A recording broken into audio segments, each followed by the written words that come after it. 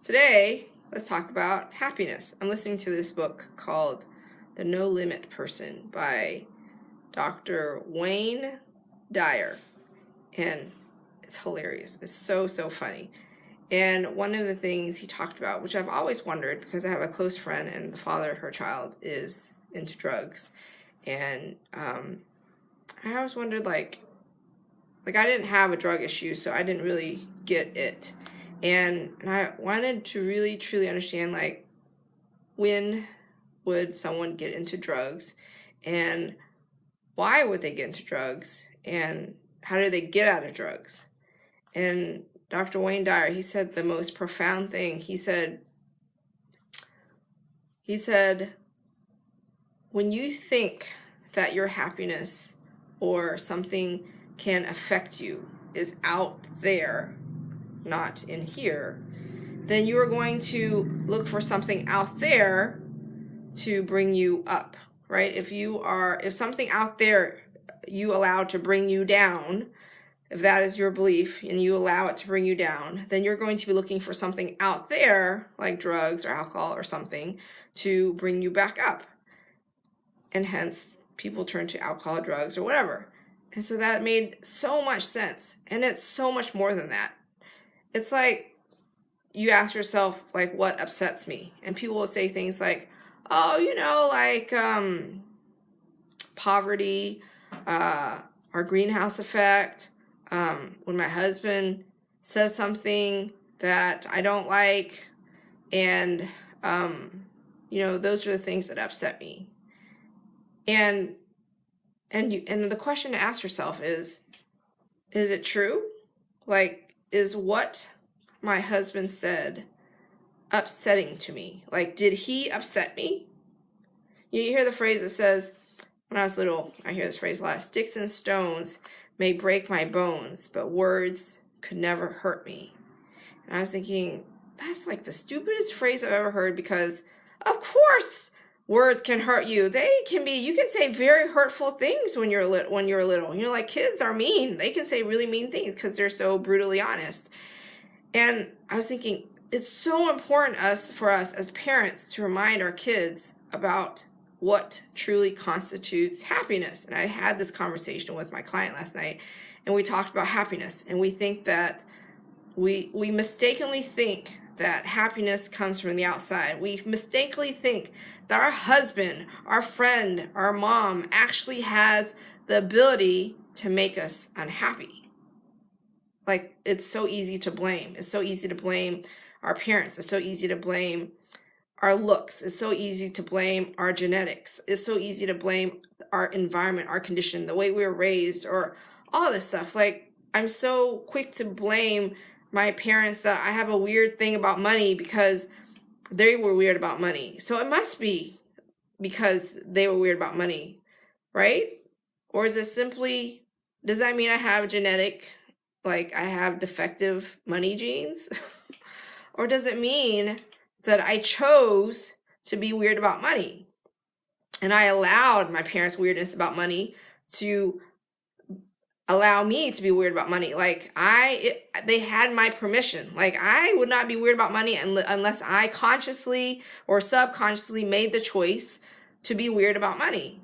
And so my question to you is, what aspects of your life where you're so, you blame something else, you blame something outside of you for how you feel, instead of realizing that you actually have a choice to be happy or upset or weird about money or whatever your thing is.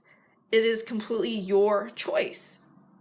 And I was listening to the book, and he was talking about, like, your kid might come home and your kid might be like, oh, like, I suck because I failed. I flunked my test, or John doesn't like me or something. So that, I'm so sad. And then you can be like, oh yeah, that really sucks. I can't believe you made an F on your test. Or, yeah, why doesn't John like you? Everybody should like you.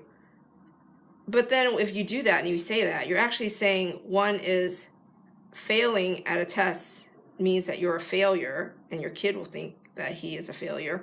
Or two, does it really matter what John thinks of your son?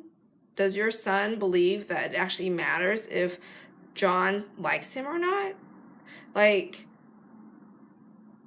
you could also ask, well, Austin, do you like yourself? Or what do you think about this test? Do you think that, does this make you a naughty boy? Does this make you a bad person? Does that make you a failure? Do you think you're a failure because you failed your test? Or do you think, I didn't study for my test, and I probably could have studied more, and there were consequences to my actions?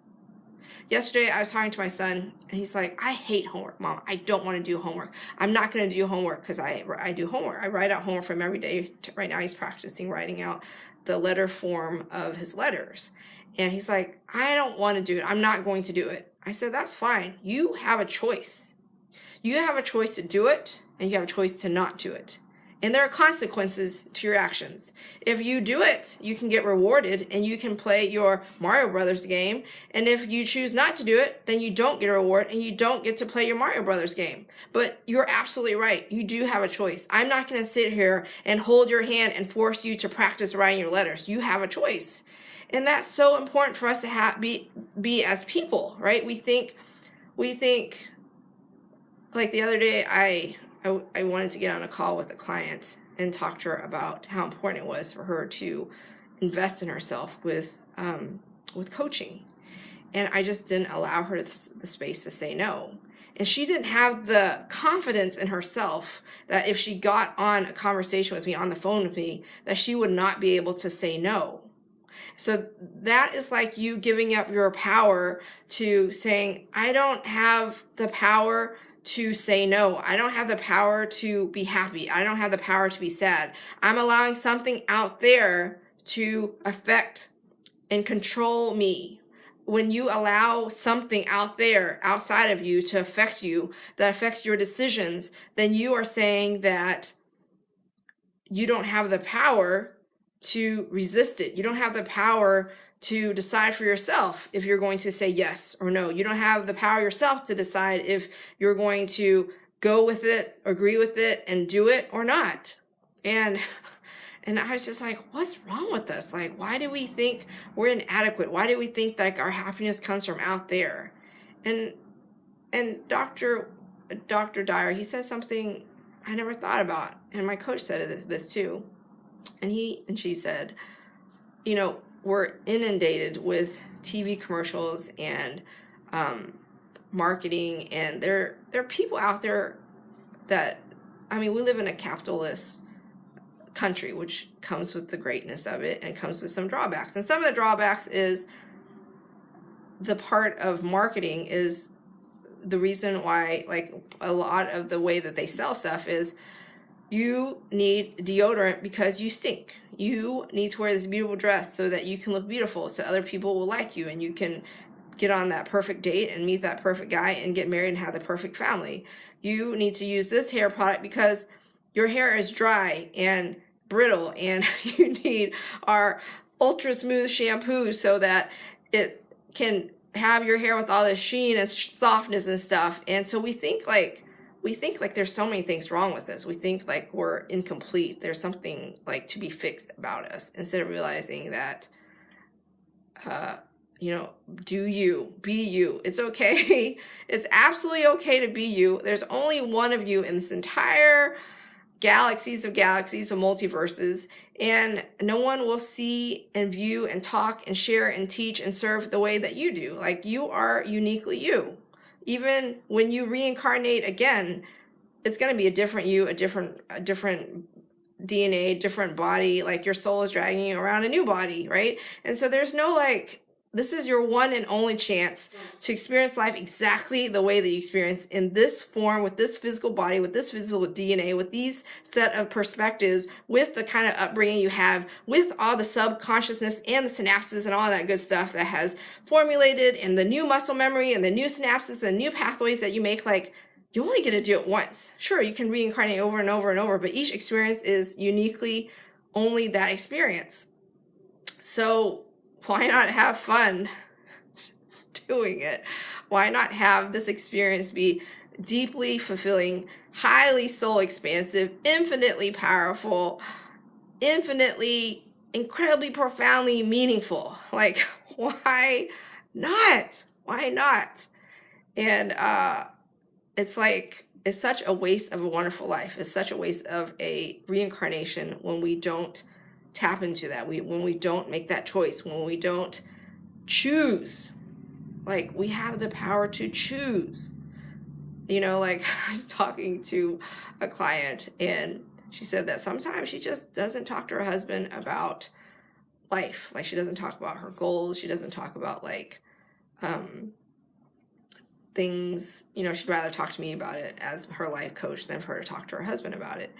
And she said, you know, I might not get the support that I'm looking for.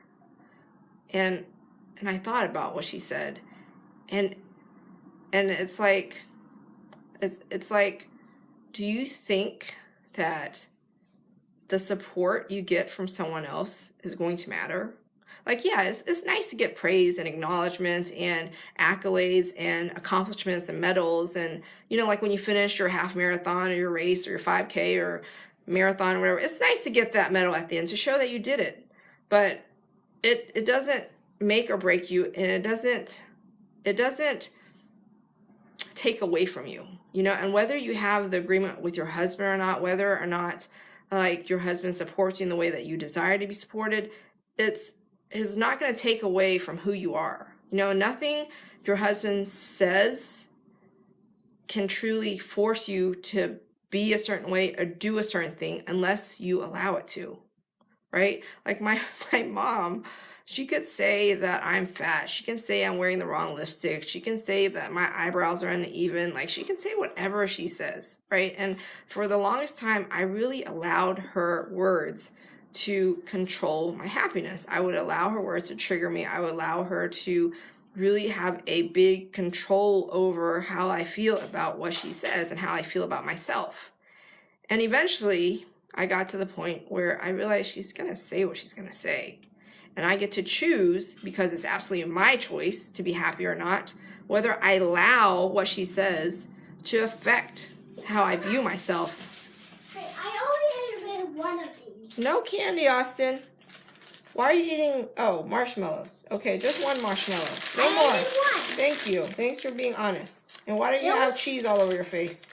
Have you been eating chips? Yeah. Have you been eating Doritos or Paquitos or Pocky chips? The ones that are in the orange bag. Okay, those are okay. They don't have any fake colors. Can you put these back? No thanks. Put them back. Thank you. Put them away. No more. No more. Here, give it back to me. Thank you. Okay, so yeah, like The ants can't get it. The ants can't eat it because it has a special cover. yes, because we put a clip on it. Yeah, the clip is super powerful. Mm-hmm. It can even clip the ants. Yeah, it'll keep the ants out. And it's smushed. He's eating these vegan marshmallows, Dandies, if you are looking for some marshmallows to feed your kids. Cookies. You want to say hi? Hi. Here, let me move the chair. Hi. So my father-in-law says that Austin looks like me when I was little, except he said that I look like Austin wearing a wig. So apparently he looks a lot like me. Austin, do you like yourself? When I do down, that means no. Yeah. Austin, do you like yourself? Austin, do you like you? Do you like me? Hey, do you like me? I jumped up, so that means I like you. Oh, do you like you? I don't. You don't like you? Yeah, because it's... Why don't you like you? that. Austin, do you like you? How come? Because all the body parts, though, I don't know about. Your body parts? Yeah, you know the body parts? Mm-hmm. What's this? Yeah. What are the body parts called? Well, you have to learn your body parts. But do you know yours? Yeah. These are my arms and hands. No. No, the ones that are called of the bones. Oh, like the femur and stuff? Are you learning the names of the bones? Yeah. I already learned them. You know which one's your funny bone? Yeah, Which there's one's your two. funny bone? Okay, where are your funny bones? But they're the same. Phalanges. Phalanges. Very No, good. phalanges. Oh, phalanges. Phalanges. No, phalanges. It starts with a B. P. P-H or F? B. P-H-L. Phalanges. No, The no, PH not- sound makes the F sound. P-H. Phalanges. Those are not the words. I know what it is. It's phalanges. Okay, so let's wrap up this video. And there's also phalanges. Yes, those are your phalanges. My phalanges are my feet. Yes, your toes. And Your fingers. you know what this called? What? Cranium. Cranium. Wow, you're learning. This is you're in just kindergarten. teeth. I don't know why this is just Did called you learn the teeth. different names of your teeth? Like these are your canine? No, they're just teeth. And the ones in the back called molars? No, I don't And know. bicuspids? On and the stuff? back it's teeth. They're all called teeth? Uh-huh. Okay. Wow, Looks like you're learning the names of the bones. Yeah. They're in kindergarten. Okay, can you say goodbye? Goodbye. You have to stand up and say goodbye so they can see you. Goodbye. Stand up. Okay. Okay. Goodbye. All right. And he farted. Okay. All right. See ya. Let's play some video games now. No, you haven't done your homework yet, so no video games. I'll just play video games. Yeah, so I was saying that... Mama, I'll just play video games by myself. No, you cannot play video games because you haven't done your homework. Remember, that's the condition. That's the consequence of your action. You get to choose to do your homework or not do your homework. And if you do your homework, you get to play video games. If you don't do your homework, then you don't play video games. But I can still play. Nope. I said no. I bought the video game, so it's my video game. And you can play with my video game if you do your homework. But I very want to play video games with you. Then you do your homework first, and we'll play video games together. But why do you have an 8 at? Why do you have a call at 8? I don't have a call at 8 today. That was yesterday. Oh, okay. No call today, so go do your homework. This is my cheat. I'll do it now. Oh. Can you write a sentence for me? Yeah, bring your homework and I'll write a sentence for you. Bring a marker.